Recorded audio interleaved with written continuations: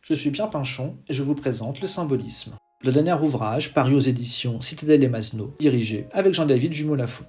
Le symbolisme est un des courants artistiques majeurs de la fin du XIXe siècle européen et se situe chronologiquement entre la fin des expositions du groupe impressionniste et le début des avant-gardes.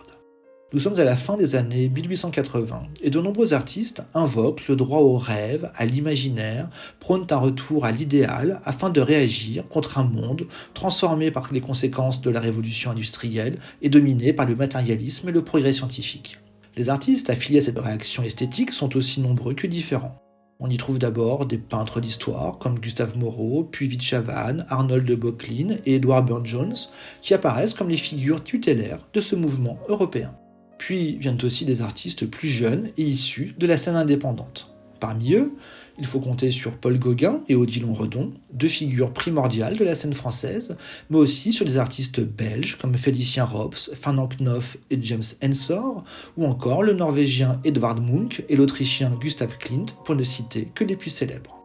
À ces grandes individualités s'ajoutent aussi de nombreux foyers et cénacles qui ont animé la vie artistique de l'époque. On pense au Nabi, notamment à Maurice Denis et à Paul Sérusier. On pense aux membres du Salon des Vins à Bruxelles, ou encore aux nombreux artistes européens qui ont exposé au Salon de la Rose-Croix une série de manifestations créées par Joséphin Péladan au début des années 1890. Outre la France, la Belgique et l'Angleterre, qui apparaissent comme les principaux foyers de diffusion, l'ouvrage explore aussi l'ensemble de la production symboliste à travers l'Europe et s'attache à la mise en valeur des échanges artistiques sur la nouvelle scène internationale. Une place nouvelle est également accordée aux œuvres des artistes femmes. Alix Danétan, Camille Claudel, Agnès de Frumery, Jeanne Jacquemin, celles dont les luttes pour l'émancipation sont contemporaines des développements du symbolisme. À la diversité des artistes représentés répond aussi la multiplicité des techniques étudiées. Trop souvent réduit à la seule peinture, le symbolisme se caractérise aussi par l'aspect protéiforme de sa production et par un décloisonnement des pratiques sur lesquelles l'ouvrage entend insister.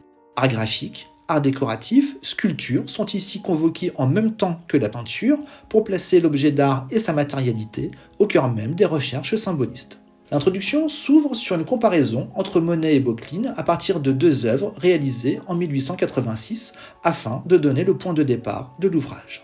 Le premier chapitre est intitulé « Le retour à l'élevé ». Il a été confié à Laurent Housset, qui revient d'abord sur les recherches idéalistes de la peinture d'histoire à la fin des années 1860, avant de présenter les conditions d'émergence de la scène symboliste européenne, en analysant notamment la multiplication des sécessions et les stratégies nouvelles, qu'elles soient critiques et marchandes, qui en découlent. Puis, dans le chapitre 2, les couleurs de l'âme, je mets en exergue la radicalité des recherches chromatiques proposées par Paul Gauguin et Émile Bernard, puis relayées par les Nabi, ou encore Ensor, Munch et De Groot. La question du paysage chez les symbolistes et de ses enjeux picturaux clôt ce chapitre et amène jusqu'au développement des avant-gardes. Je suis également l'auteur du chapitre suivant qui revient sur les grands phares littéraires de la période, à savoir Baudelaire, Edgar Allan Poe, Flaubert, Mallarmé ou encore Verlaine. C'est toutefois le point de vue de l'historien de l'art qui conduit ici l'analyse des rapports entre texte et image, où l'on reviendra notamment sur le personnage de Salomé, célébré par Joris Carl Huysmans et Oscar Wilde, dans une perspective décadente. Dans le chapitre 4, intitulé « Le défi de la matière », Adriana Sotropa interroge la place de la sculpture sur la scène symboliste, explorant les recherches menées à travers l'Europe pour donner une matérialité à ce qui n'en a pas, notamment les élans de l'âme. La progression des chapitres conduit ensuite à s'interroger sur la place de l'objet dans l'univers symboliste, et par conséquent à revenir sur les rapports entretenus par le symbolisme avec les arts décoratifs et la question centrale du décor. Rédigé par Rossella Froissart, le chapitre intitulé « Décor éloquent » convoque ceux qui ont fait de la décoration un credo de leurs aspirations modernistes et idéalistes. Dans un dernier chapitre, intitulé « Sur les ailes de la musique », Jean-David Jumeau-Lafont revient sur les relations fécondes entretenues par les artistes du symbolisme avec le monde sonore.